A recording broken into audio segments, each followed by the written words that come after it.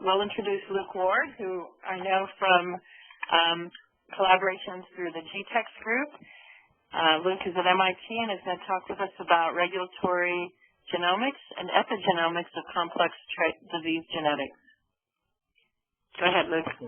Thank you. Thanks a lot for the invitation to talk today. And a lot of this work is from Manal Skelis's group at MIT. So a lot of other people in our group and our collaborators deserve credit for this presentation. I'm really glad that I'm going right after John because he gave and always gives a great introduction and overview of the role of regulatory maps, especially DNase maps that his group and others have been creating, and the utility to interpreting GWAS. I'm going to present similar work that we've been doing, and hopefully hearing similar sorts of things from both of us will spark more brainstorming about these issues. So I'm first going to talk about the kinds of regulatory annotations that are available to researchers. We're going to talk about how those annotations can be used to interpret GWAS both at a single locus level and then also at a systems level.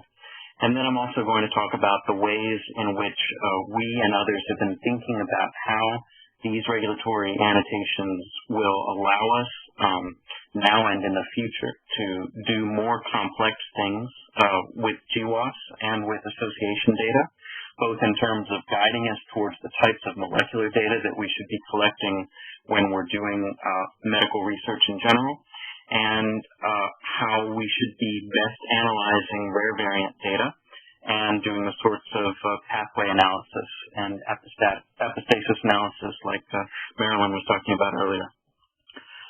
So the types of regulatory annotations that we have, why look at regulatory annotations? So this is intended to be too small for you to read almost, but this is a table that we put together in a review last year of all of the kinds of non-coding regulatory mechanisms that are known in human genetics to act. So, you have promoter variants, you have non-coding RNA variants, and we're going to focus mostly here in talking about enhancers. So, as John was saying, these enhancers are often very far from their target genes. They have specific biochemical properties that allow us to map them in human cells, and they often harbor regulatory variants.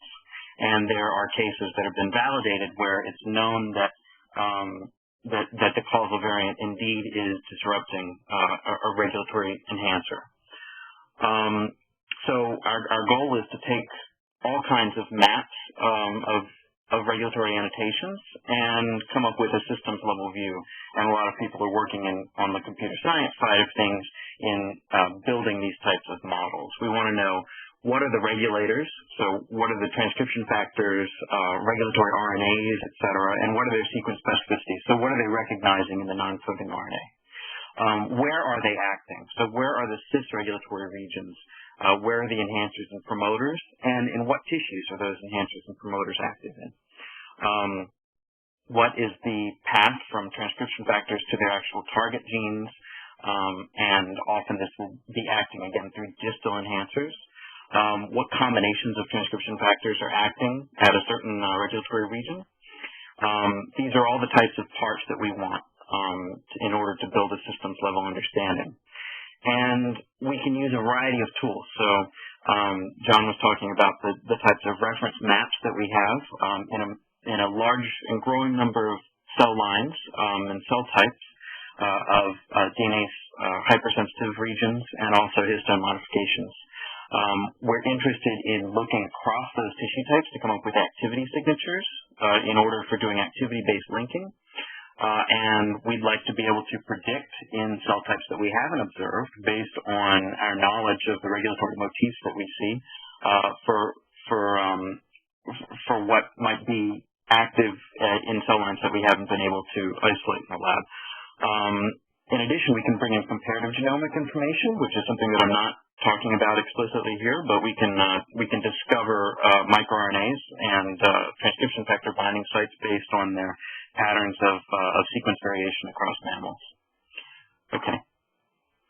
So here's an example of using comparative genomics where we can start to identify individual transcription factor binding sites at high resolution in regulatory regions. These chromatin signatures that we have, so John was talking about DNA hypersensitivity mostly. We're also bringing in here histone modification combinations. So as you know, histone tails can be covalently modified in different combinations and different ways that reflect the regulatory roles of the underlying DNA sequence. And our group and other groups have developed models to distill all of these various ChIP-seq tracks that many of you have probably seen on genome browsers. It's a dizzying number of tracks that are available now that are various regulatory features, and we can distill those into using a hidden Markov model into a single regulatory annotation for each cell line. So we can color the genome, we can paint it with different regulatory states, such as repressed, transcribed, promoter, enhancer, insulator. And we now have over 90 reference epigenomes coming from the Epigenomics Roadmap Consortium, where we've been able to make these chromatin maps, and these are now available through genome browsers.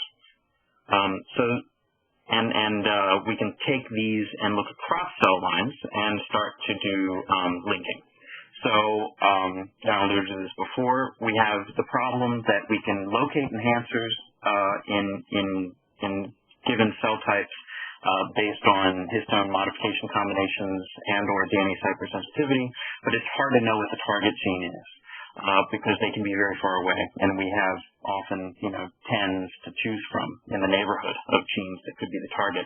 Once we start to have a large enough library of cell lines or cell types, we can look at correlations of activity between enhancers turning on or off and genes nearby turning on or off either in their transcription chromatin state or in their RNA-seq levels.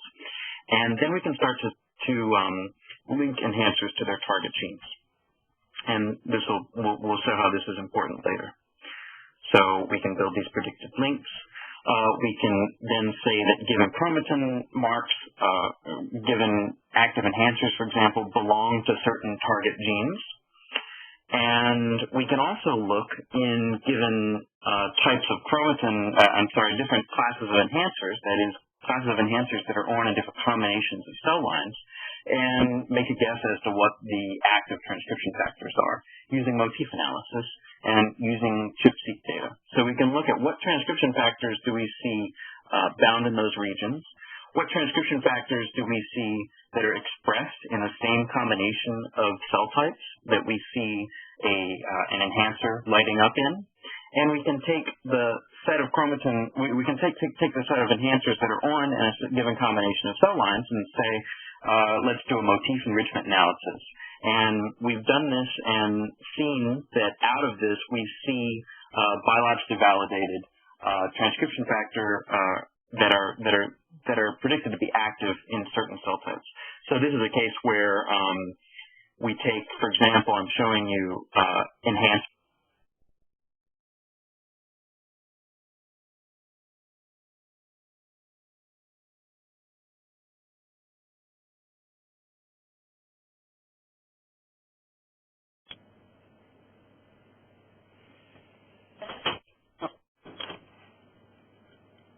I think we've lost the audio. Well, we've lost Luke's audio. Okay, we've just lost Luke. Okay, great. I mean, I can hear you. Right, okay, but I can't hear Luke, so I think we've lost him. Can our operator confirm if Luke is still online, please, or on the call? We have lost Luke's line from the call. Okay, are we able to dial him back? I'm just going to do that now for you. Thank you. I will also send him an email.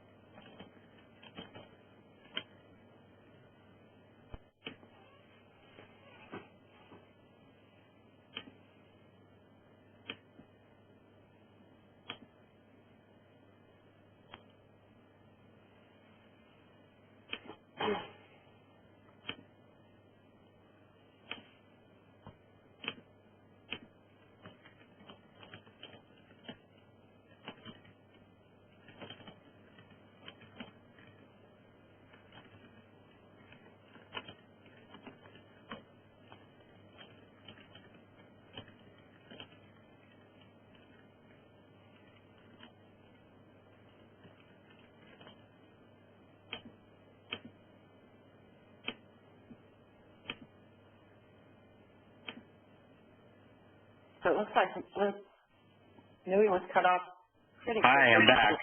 Oh, great. Okay. Sorry about that. I was connected for 3 hours with no problem, so it's a bummer dropped out just now.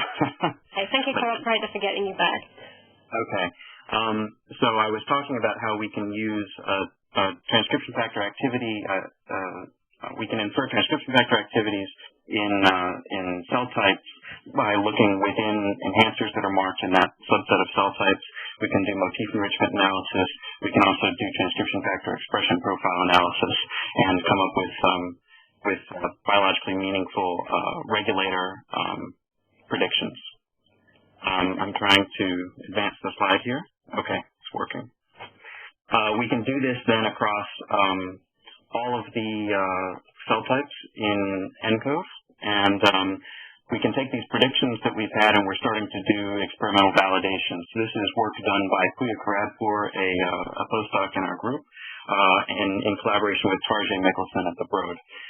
They've done massively parallel validation of predictions that we've made of which which transcription factors are active in which cell lines, and they have systematically bashed motif instances to further validate that they have a correct position weight matrix model that they've learned from the ENCODE data. So we're very excited about doing this, expanding this to the roadmap cell types and expanding this to functional validation follow-up of GWAS SNPs. Okay, moving on to make up for lost time. I'm going to show you some examples of how we can use these regulatory annotations. If you are a GWAS investigator and you have a locus and you have many SNPs in LD and you want to know what's going on there, how can you use these annotations to help? And there's several ways. The first is to do linking. As I said before, you can take a set of variants and you can say which of these are lying in enhancers in interesting cell types, and of those, what are the target genes of them? In panel B, you can also do a motif analysis. So you can take the results of motif analysis, like the one we've published on ENCODE or the one that we're publishing with the roadmap, and say, do we see changes in regulatory motif instances that make sense here on the haplotype block? And the third way is to look at comparative genomics information. So can we see that any of these SNPs are lying in conserved elements? And if so, that gives us an increased prior that they might be functional. And other groups have done work to quantify exactly what the strength of these various types of evidence is when you're looking on an LD block and you're wondering which one is the causal variant. Okay. There are specific examples that we've published on before where we've shown the utility of this. So there's one case here I'm showing in a lupus GWAS where not the lead SNP, but one in perfect LD with it is disrupting an ETS family motif. It's predicted from our orthogonal analysis to be an activator in GM lymphoblastoid cell lines. It's lying in a GM enhancer, and it's linked to HLA, this given HLA gene expression. Another case here that we can show is a K562 enhancer that is hit by a SNP that's in LD with a leukemia susceptibility SNP. We see that it causes a loss of that enhancer function because it creates a motif for GFI1, which is a predicted repressor from this separate analysis that we did on the same data. And we can do this systematically. Advance here. I created a tool based on the fact that I'd been doing this on a lot of different loci with a lot of different collaborators called HaploReg, where you can do this now. You can give a lead SNP and you can look up the LD and you can look up all of the different ENCODE and now roadmap annotations that we have for those SNPs, both conservation, enhancers, and motifs that are changing. And we're taking this in further directions to bring in, for example, allele-specific activity information and Eqtls. So this is available for you to play with online right now. And ask me if you have any questions about using that or if you'd like to collaborate by looking at the underlying data. There are systems-level approaches that we can take and that we also talked about in our initial ENCODE companion about this. that is taking SNPs from a particular GWAS and counting how many lie in different types of enhancers. That's the heat map that you see in the upper right here, where we've taken the different enhancers that we defined in these 9 cell lines, and then counted how many are overlapping with each of the SNPs in various GWAS from the GWAS catalog at the time. And you see biologically relevant enhancer GWAS combinations coming up. This is a case where those lupus SNPs are enriched for GM12878 lymphoblastoid cell line enhancers. You can see those on this list here, and again, that example that I pointed out where I found an S family motif disruption there of a predicted enhancer. Moving on here, sorry. We can do this even more exhaustively by looking at all of the roadmap cell lines. So I'm showing you now 90 roadmap cell lines that we've, primary cell types that we've defined enhancers in that consortium, and running it past all of the GWAS catalogs now. And you see interesting combinations lighting up that are biologically make sense. Here's an example here where I showed an ADHD enrichment for cingulate gyrus regulatory elements. Here's a case where we've got an intergenic promoter that is hit by an ADHD SNP, and you can see it's active only in brain cell types.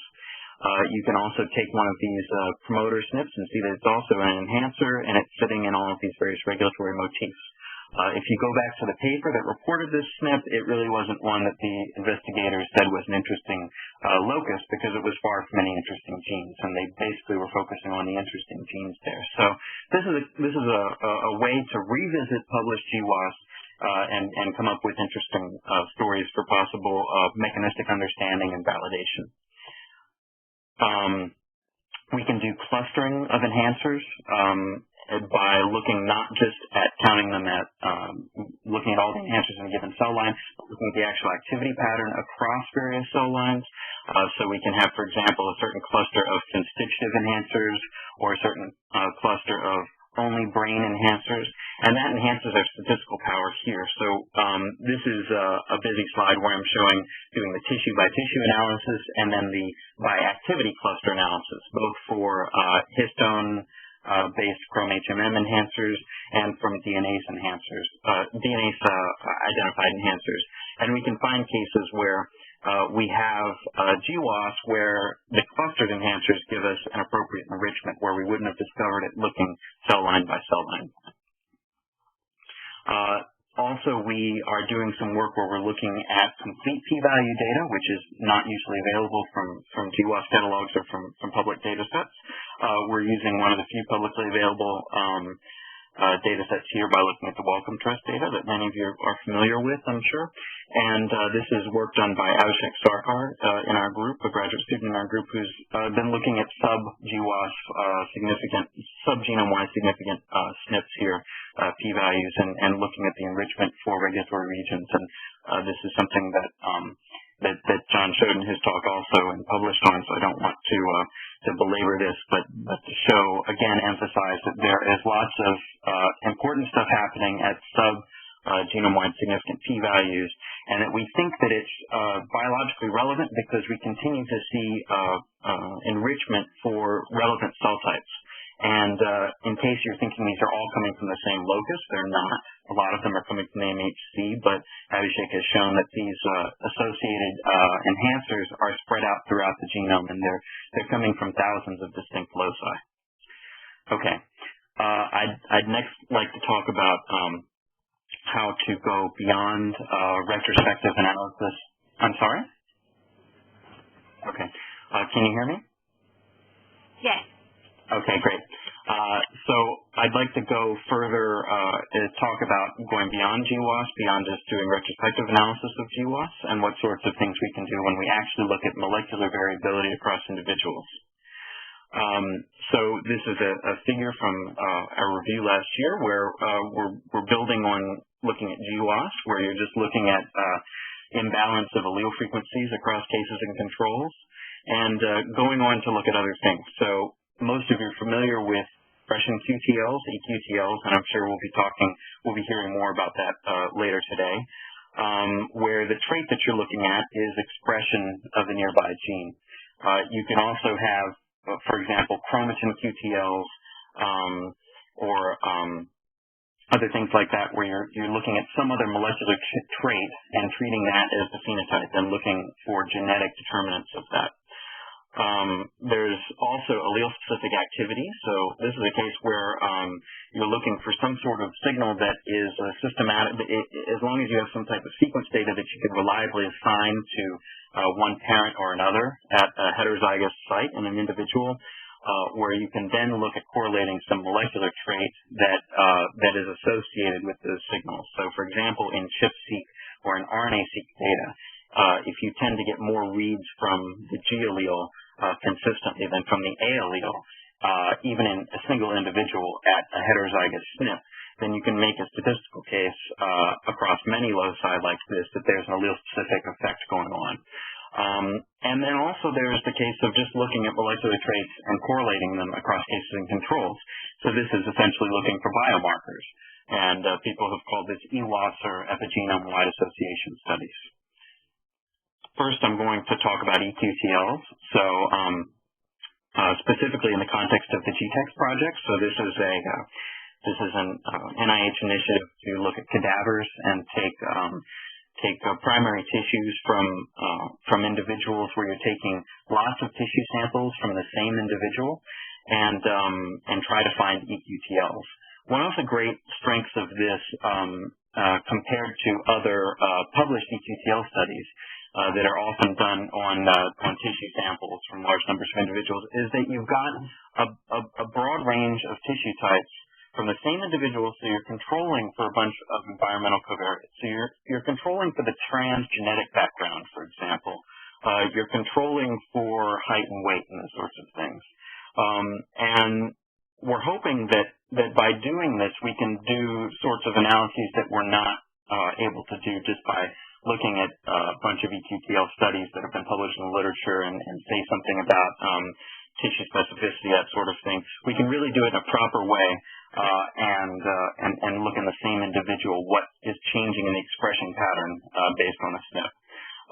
We can look at functional annotation of GTEx discovered Eqtls quite easily because we have matched tissues from the Epigenome Roadmap Consortium, and this has allowed us to systematically annotate the Eqtls coming out of this consortium. And we can find functional overlap. So this is a functional overlap that I did an analysis on from GTEx, where we looked at Eqtl that were discovered from whole blood, and we looked at genotype SNPs that were lying in DNA peaks. We found that the strongest enrichment there was for DNase and monocytes, which is not surprising.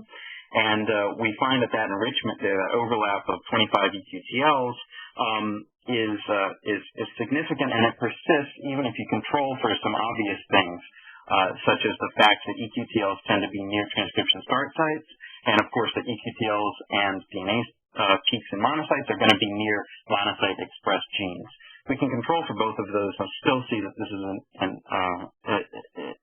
statistically significant functional overlap. And we're now moving on to do other things like peak shifting and other statistical controls to see that there's a functional overlap for other types of Eqtls that we're getting. We're really interested in doing this because we want to know what motifs are driving the Eqtl action. We're interested in validating the types of models that we're getting, that we're building out of roadmap data, and we're interested in validating the systems, the network level predictions that we're making from roadmap data. We have shown this before when we looked at predicted linking of enhancers to distal target genes in the ENCODE 9 cell lines. We used Eqtl data to validate those. So we're hoping that we can, now having all of these different tissue types, it will be the ideal testing ground for us to test gene linking assignments that we're doing based on activity. Here's an example of an analysis that I think is really cool that a grad student in our group, Benjamin Iriarte, is working on, and it's really it's the kind of thing that you could only do with GTEx.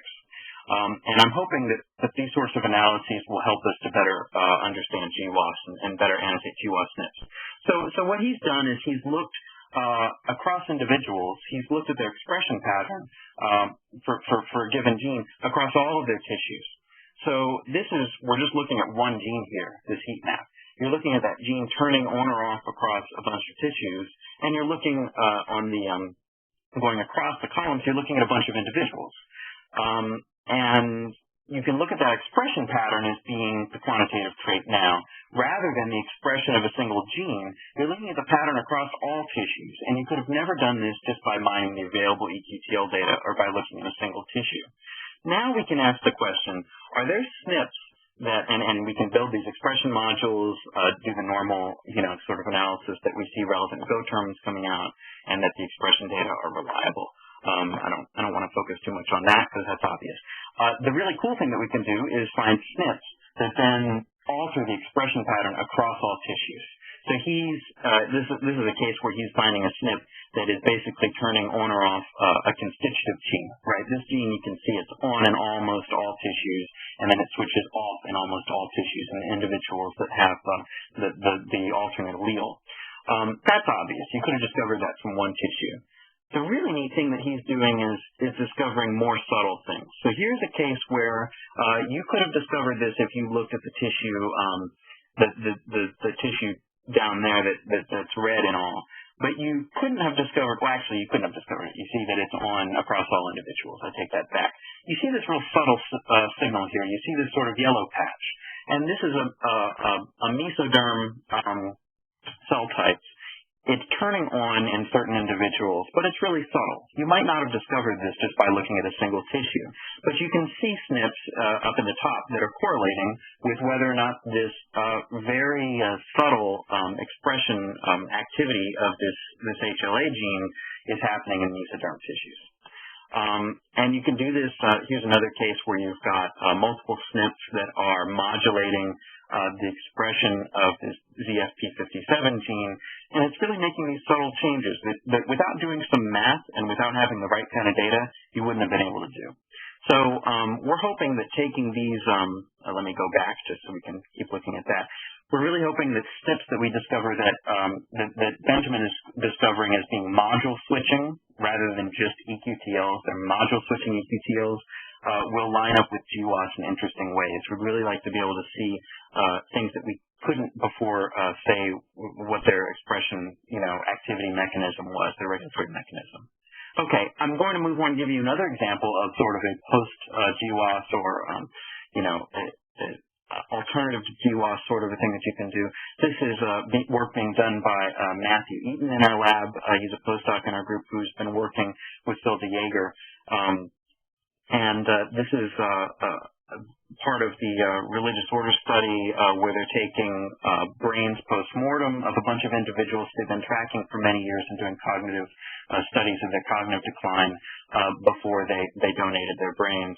And this is an Alzheimer's disease study. We're using it to really mine the methylation data that they have.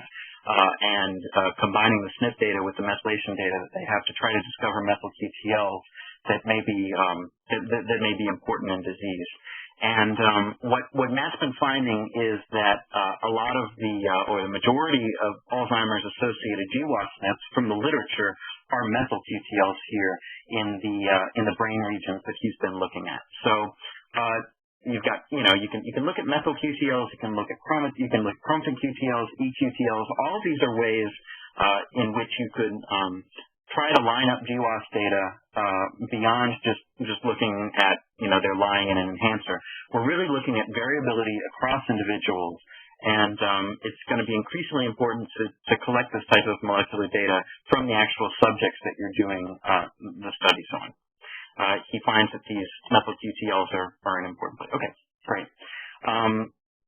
Now I'm going to move on to what we see sort of as the future, or what I've been thinking of in terms of future directions for how regulatory genomics models will help us to better interpret complex disease genetics and how to deal with human genetic data. This is to show you all of the ways in which we think of linking GWAS SNPs to their target genes. How are they actually acting in a regulatory fashion? And proximity-based linking is really what we're used to from GWAS catalogs. from GWAS papers. They're looking at nearby genes that make sense and don't look very far. And most of the pathway analyses that are done rely on SNPs either lying within a gene or being very close to a gene, and the presumption is that they're regulating it very nearby. What Eqtl-based linking has told us, the next box, is that this is not a good assumption. The nearest gene is often not the target gene of a regulatory SNP. This is also the case coming out of ENCODE and roadmap data, and John showed a great example before. He showed many great examples of where he's used DNase data to do this type of linking, and he can really see GWAS SNPs acting at a distance. And then also there's 3D proximity-based linking. So the whole community that's been doing chromatin conformation assays is also very interested in doing this and showing how their work can lead to better annotation of GWAS. These corrected targets, as John put it, can then go into our gene set enrichment analyses downstream that people have developed and hopefully make those more realistic. I want to show a case here where I've gone through the phenotype integrator that was presented before, the sort of improved GWAS catalog, and scanned through it to take the top GWAS hits and look for nearby in LD distance and genetic distance Eqtls, and tried to look up Eqtls from GTEx that were the best gene tissue combination that you could find for a given gene. And we found 1,877 GWAS SNPs that are tightly linked to a GTEx Eqtl. Then what I did is said, well, what is the actual target gene of these SNPs, and how far away are they?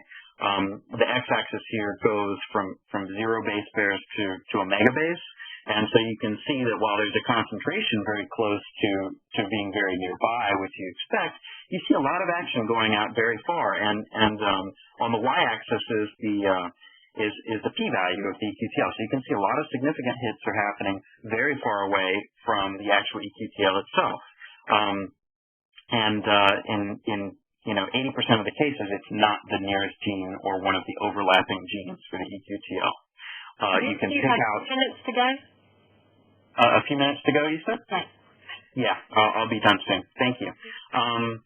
So you can pick out cases that are very interesting from the GWAS catalog where you can say, okay, you're quite far away, and then you can look up what regulatory information we have, such as what regulatory motifs are altered. This is a case where you've got a heart attack SNP.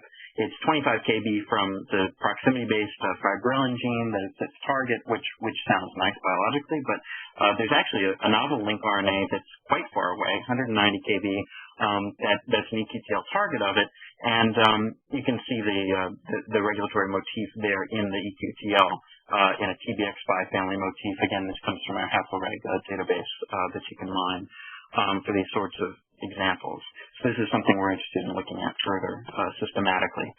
We've done some systematic validation of concordance between activity Eqtl and conformation linking-based methods. So again, I want to amplify what John was saying, that really Eqtls, regulatory genomics data, all of these give us a way to sort of correct the gene assignments that we're getting out of GWAS catalogs and hopefully do better pathway analysis.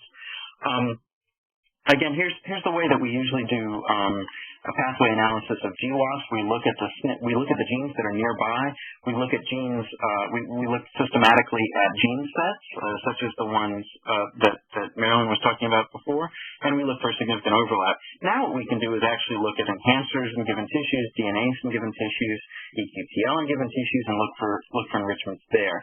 And furthermore, there's even more advanced things I've put on this plot for you to think about. For example, you could look at all genes, all enhancers that are linked by our activity-based linking to genes that are involved in a given process. Or you could look at all SNPs that are overlapping Pol2 allele-specific activity in a given tissue. And these are better ways, or more advanced ways to guide you towards causal tissues and pathways. And one last way that I think that we can use these data is to do advanced things such as doing burden tests on rare variants. So we can, rather than just taking a gene and adding up how many non-synonymous coding rare SNPs we find in cases versus controls, we can do this in enhancer motif disrupting SNPs, for example, and build better burden tests. And finally, again, looking at rare variants, we want to be able to annotate rare variants in the clinic and be able to annotate them as what we expect them to do. So we currently do that for exome data. We kind of know how to do this, right? We can do cis or polyphen on non-synonymous SNPs and look at deleterious coding alleles. We can now start to try to look at deleterious regulatory alleles. We're far away from doing that, obviously, but the work that we're doing now, I think, is giving us a chance to someday in the future be able to do this in the clinic and offer that kind of a pipeline. Okay, and then the big picture is just, showing you all of the ways in which, GWAS gives you an agnostic link from variants to organismal phenotypes. We need to both be looking at molecular phenotypes, tissue-specific epigenetic data, and endophenotypes, and combine those smartly with the knowledge that there can be feedback from the disease onto these things. And these different disease consortiums and reference consortiums are helping us to do that in all of these ways. So hopefully I've given you a good overview of the ways in which Roadmap and ENCODE and GTEx can help to explain the links that we're seeing between genetic variation and disease. I want to thank everyone in our group who has contributed to this, and also people in the ENCODE Project Consortium, Roadmap, Epigenome Mapping Consortium, and the GTEx Consortium, all of which have done a lot of hard behind-the-scenes work to clean up this data and make it accessible to us to play with and do these exciting things with downstream. Thank you.